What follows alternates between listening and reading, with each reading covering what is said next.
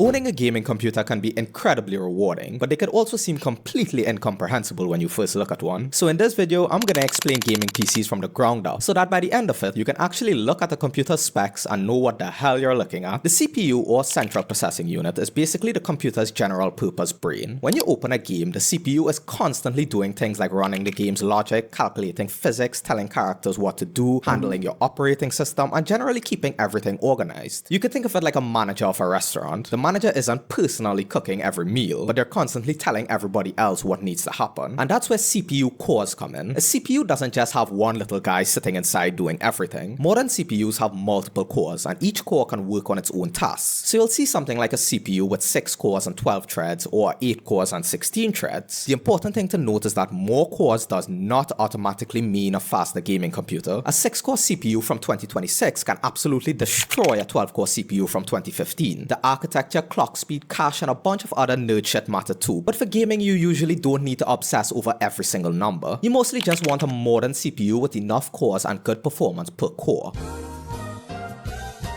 The GPU, or Graphics Processing Unit, is the part of your computer specifically designed to do enormous amounts of calculations at the same time. And games need an absolutely stupid amount of these calculations. Every frame you're looking at has to be rendered. Lighting, shadows, textures, reflections, particles, geometry, your character's stupid little shoelaces, all of it. The GPU is doing an insane amount of work over and over again just to show you one image. And then it does it again and again and again. If your game is running at 60 frames per second, your computer is basically generating a new image 60 times every second. This is why the GPU is usually seen as the most important component in a gaming PC. If someone tells you they built a gaming computer with a $1,000 CPU and a $200 graphics card, then they might have accidentally built a computer for doing taxes. You might also hear people talk about GPU memory. That's VRAM. VRAM is basically memory built directly into your graphics card for the stuff the GPU needs to access quickly. Textures are a big one. If a game has enormous high-resolution textures, the GPU needs somewhere to keep them ready to use. This is why you'll see graphics card described with things like 8 gig, 12 gig, 16 gig, or more of VRAM. But again, bigger number doesn't automatically mean better graphics card. The actual GPU chip itself matters. Think of it like an office, and the VRAM is the size of the desk, not how good the person sitting at the desk is. A massive desk doesn't make you smarter, it just gives you more room to leave your shit everywhere. Then there's regular RAM, and this is where people get confused because both are called memory, and it's pretty similar as well. RAM is the computer's short-term working space. When you're playing a game, the computer needs somewhere to temporarily hold all the information it's actively using. For gaming, 16 gig used to be the comfortable amount. Today, 32 gig is becoming a much nicer place to be, especially if you're multitasking or playing newer games. But RAM isn't permanent storage. That's your SSD. An SSD is where your games, windows, photos, videos, and all your other files actually live when the computer is turned off. And SSDs have made PCs dramatically nicer because they can load data much faster than old mechanical hard drives. Now we've got the major players: CPU, GPU, RAM, and storage. But these things don't just float around inside the computer, they all have to communicate with each other. That's where the motherboard comes in. The motherboard is basically the giant circuit board that connects everything together. All the little components communicate through the motherboard. You don't really need to understand every individual slot and connector, just understand that the motherboard is basically the infrastructure that lets all your expensive shit talk to each other. And then there's the power supply, or the PSU. This is the part that takes electricity from the wall and converts it into different voltages your computer's components actually need. Your graphics card can demand hundreds of watts when you're playing a demanding game, so the PSU needs to be able to provide enough power for the entire system. This is one of the least exciting components to buy because nobody gets hyped about a power supply, but it's extremely important. Because if your power supply sucks, you're not just risking your computer becoming an elaborate paperweight, you're risking your entire house being set on fire. And then there's cooling. All those components are doing calculations constantly, and calculations create heat. Your CPU gets hot, your GPU gets hot, and if that heat isn't removed, they have to slow themselves down to avoid cooking themselves. This is called thermal throttling. That's why gaming PCs have fans everywhere. Some computers use air cooling, some use liquid cooling, and despite what the RGB lights would have you believe, the purpose of all those fans isn't to make your computer look like a nightclub. Now we could finally talk about the thing everyone actually cares about: FPS, or frames per second. If your game is running at 60 FPS, you're getting 60 individual frames every second. Higher FPS generally means smoother motion and lower input latency, and this is where people start doing some absolutely ridiculous shit. Because if your monitor is only capable of displaying 60 frames per second, running your game at 400 FPS isn't going to magically give you a 400 FPS experience. Which brings us to the monitor. Your monitor has a refresh rate that's measured in Hz. A 60Hz monitor refreshes the image 60 times per second, a 144Hz monitor can refresh 144 times, and so on. Resolution is a separate thing. 1080p, 1440p, 4K, those numbers describe how many pixels are on the screen. A higher resolution means the GPU has to render more pixels. That's why running a game at 4K is much harder than running it at 1080p. And this is where graphic settings come in. When you turn texture, shadows, reflections, lighting, and all that other stuff up, you're basically asking your graphics card to do more work. Turn everything down and the game becomes easier to render. There's also technologies like ray tracing. Normal games use a bunch of tricks to approximate how light behaves. Ray tracing tries to simulate the actual paths of light much more realistically. Now the result can look incredible. The downside is that it's extremely computationally expensive. This is why modern graphics cards have specialized hardware and software features designed to make things like ray tracing more practical. And then we have upscaling, things like DLSS and FSR. Instead of rendering the entire game at the resolution you're displaying, the game can render at a lower internal resolution and use algorithms to reconstruct a higher resolution image. This is one of the reasons modern GPUs can get away with doing much more than their raw performance would suggest. So now you might be wondering, how do I actually know if a gaming PC is good? This is where you have to stop looking at the computer like a list of impressive numbers. The components work together. You could have a situation where you have an insanely powerful GPU paired with an ancient CPU and run into a CPU bottleneck. You could have a great CPU and a weak GPU and be completely GPU limited. You could have enough RAM but a painfully slow storage drive. You could have amazing components and a terrible PSU and a house file. You could have a $4,000 computer and then put it in a case with absolutely no airflow. The goal isn't to have the biggest number everywhere. The goal, like the boy Thanos said, is balance. If you mainly play competitive games at 1080p, your priorities might be different than someone trying to play Cyberpunk at 4K with ray tracing. There isn't really one best computer. There's the best computer for what you're actually trying to do. Once you understand that, all those ridiculous spec sheets start looking a lot less intimidating. Please subscribe.